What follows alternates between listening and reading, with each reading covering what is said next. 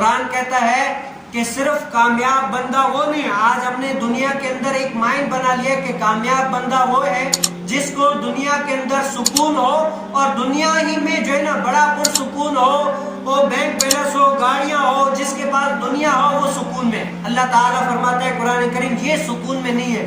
سکون میں کون ہے, کامیاب کون ہے؟ قرآن کہتا ہے, اللہ تعالیٰ کا قرآن کہتا ہے کامیاب وہ ہے دوزخ سے بچ جائے اور جنت میں داخل ہو جائے. بس یہ دو کام ہے, دوزخ سے بچ جائے اور جنت میں داخل ہو جائے. کامیاب وہ ہے, اللہ تعالیٰ فرماتا ہے کامیاب یہ ہے. اور اس کے لیے کچھ نہ کچھ شرائط بھی ہے. دوزخ سے بچنے کے لیے شرائط ہے, جنت میں جانے کے لیے شرائط ہے. جس طرح یہ لائٹ ہے, لائٹ آپ کو پتہ ہے اگر ننگے پاؤں اگر وضو کر کے آئیں, وائر کھلا ہوا ہے, پاؤں میں پانی ہے, اگر ننگے پاؤں ہاتھ لگائیں گے تو ضروری ہے کہ اس سے جو ہے نا اپنے بچاؤ کے پوری مکمل تحفظات کریں, تب جا کر آپ بچیں گے, ورنہ نہیں بچ پائیں گے. اگر آپ کہیں کہ نہیں بھائی اس کی جو ہے نا لائٹ کھلی ہو, وائرنگ کھلا ہو اور میں ہاتھ بھی جو ہے نا پانی سے گیلا کر کے پاؤں میں چپل بھی نہیں ہو ایسے ہی ہاتھ لگاؤں, تو آپ یہ جو ہے نا بیوقوفانہ حرکت کر رہے ہیں, آپ مر جائیں گے. یہ ایسے یہ تحفظات کے لیے.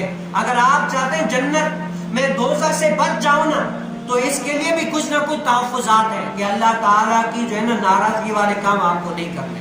اور چاہتے ہیں جنت میں داخل ہونا ہے, جنت میں داخل ہونا ہے کیسے؟ آپ چاہتے ہیں جیسے مثال کے طور پر آپ چاہتے ہیں میں نماز پڑھوں.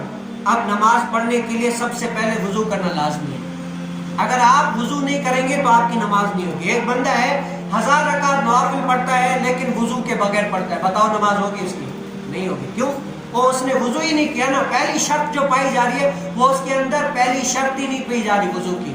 تو جب تک آپ وضو نہیں کریں گے تب تک آپ کی کوئی نماز نہیں ہوگی. تو اسی لیے جنت میں جانے کے لیے اللہ تعالیٰ کی باتوں کو عمل کرنا پڑے گا. اللہ تعالیٰ نے جو فرمایا اس پر عمل کرنا پڑے گا. آج ہمیں اس بات کی ضرورت ہے, ہمارے معاشرے کو اس بات کی ضرورت ہے کہ ہم اللہ تعالیٰ کی اطاعت کی طرف آئیں.